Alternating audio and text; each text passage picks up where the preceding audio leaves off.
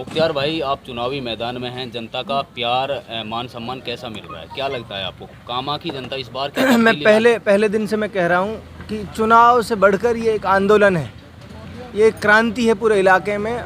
जो नौजवान तबका और हमारे जो इलाके के जिम्मेदार लोग हैं, उन्होंने इस बीड़े को उठाया है और इस आंदोलन जो 35 साल 50 साल से जो जिस तरह की राजनीतिक कुचक्र में ये पूरा इलाका पिस रहा है, उस राजनीतिक कुचक्र को हमेशा के लिए ख़त्म करने के लिए पूरा इलाका खड़ा हो गया है।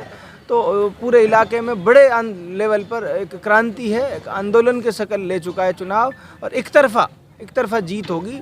दोनों पार्टियों ने जिस तरह से इलाके को नज़रअंदाज किया है, इलाके की जनभावनाओं को नज़रअंदाज किया है, पूरा इलाका उसके खिलाफ आंदोलन के रूप में खड़ा है। मुख्तियार भाई, किससे मुकाबला मान रहे हो आप अपना? देखो, जब जनता खड़ी हो जाती है तो उसका किसी से कोई मुकाबला नहीं है, उसका कोई मुकाबला नहीं कर सकता, जनता का कोई मुकाबला नहीं कर सकता।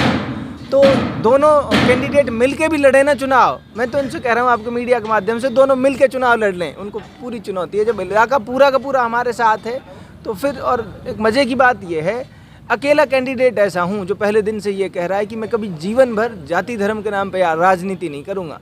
नहीं तो अवसरवादी लोग हैं राजनीति में, ऐसे लोग हैं जो शॉर्टकट में ये चाहते हैं कि तरक्की पालें, लेकिन मैंने शॉर्टकट कभी ढूंढा नहीं, जीवन में भी नहीं ढूंढा। राजनीति में भी मेरा बिल्कुल स्ट्रेट लाइन एक मैसेज है कि मुझे शॉर्टकट नहीं चाहिए, मैं अपने लोगों के बीच रहूँगा, लोगों के बीच का आदमी हूँ, धर्म जाति के नाम पर राजनीति नहीं कर रहा। इसलिए मुझे सारे धर्म जाति बिरादरियों के समर्थन प्राप्त हैं, उन सब के वोट उठा रहा हूँ। कल पहाड़ी में बड़े स्तर पर महापंचायत हुई जिसमें आपको चुना उन लोगों ने, तो किस तरीके से खरा उतर पाएंगे उनके वादे पर?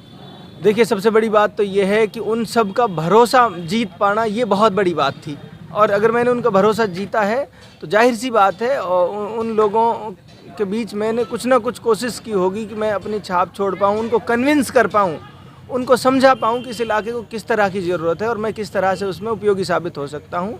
और मेरा पिछला जो जीवन गुजरा है वो भी उस पर एक तरह से उदाहरण है वो, कि यार ये आदमी काम करेगा। मैं राजनीति में नहीं था, मैं तब भी समाज के लिए, इलाके के लिए काम कर रहा था, 36 बिरादरी के लोगों की भलाई बेहतरी के लिए काम कर रहा था।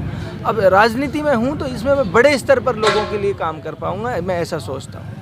कामा की जनता अब से पहले यानी विकास में संपूर्ण तरीके से कामा क्षेत्र में पिछड़ चुका है। शिक्षा की बात करें या बिजली पानी मूलभूत सुविधाएं हैं, सड़कों की बात करें, तो कैसा पूरा कर पाएंगे? एकदम से बहुत बड़ा क्षेत्र है। देखिए, शुरुआत कहीं ना कहीं से करनी पड़ती है, ये बिल्कुल सच है कि बहुत पिछड़े हुए हैं और बहुत पीछे रह गए हैं, लेकिन कभी ना कभी कहीं से ना कहीं से शुरुआत तो करनी पड़ेगी। जब शुरुआत होगी और जिस तरह की टीम बन रही है हमारे साथ, जिस तरह के लोग जुड़ रहे हैं, जैसे नौजवान तबके का, हर तबके का आदमी हमारे साथ जुड़ रहा है, तो हम हर उस आदमी को ढूंढने की भी कोशिश कर रहे हैं कि जो इस आंदोलन में और इस तब्दीली की, इस क्रांति में जो हमारे लिए उपयोगी साबित हो सकता है, इस इलाके के लिए उपयोगी साबित हो सकता है, हर उस आदमी को आइडेंटिफाई करके उसकी स्किल के हिसाब से, उसकी क्षमताओं के हिसाब से उसको इस काम की भागीदारी देंगे, उसको जिम्मेदारी सौंपेंगे। जब सब मिलजुल के कोशिश करेंगे, तमाम वो शक्तियाँ कोशिश करेंगी, जो इंटेलेक्चुअल ब्रेन है, जो बौद्धिक ताकतें हैं इस इलाके की, वो सब जब एकजुट होकर एक दिशा में काम करेंगी, तो मैं यकीनन मानता हूँ कि बहुत जल्दी, कम समय में हम बहुत बड़ी तब्दीली का रास्ता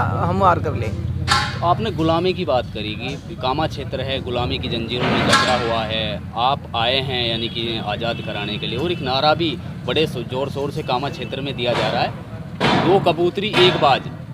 क्या मानते हैं? देखिए, इस तरह की तो लोग हैं, पता नहीं क्या क्या बातें चलाते हैं। मैं इस तरह की बातों का अपने साथियों से भी अपील करता हूँ, इस तरह की चीज़ें ना चलाएं। चुनाव लड़ते हैं, चुनाव के तरीके से लड़ें, सबको संवैधानिक अधिकार है।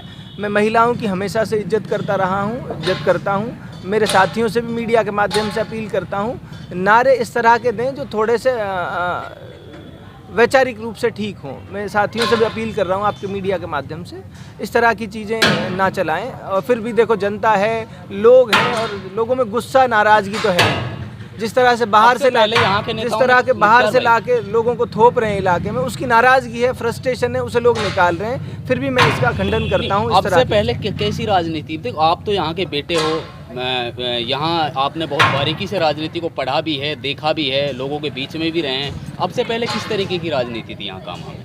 अब से पहले यहाँ दमन की राजनीति थी कि या तो हमारे हिसाब से चलो, नहीं तो झूठे मुकदमे लगा देंगे, या तो हमारे हिसाब से चलो आपके बिजनेस बर्बाद कर देंगे, या तो हमारे हिसाब से चलो, नहीं तो वरना तो आपके जो काम धंधे हैं उसको चौपट कर देंगे। जी इस तरह की राजनीति है।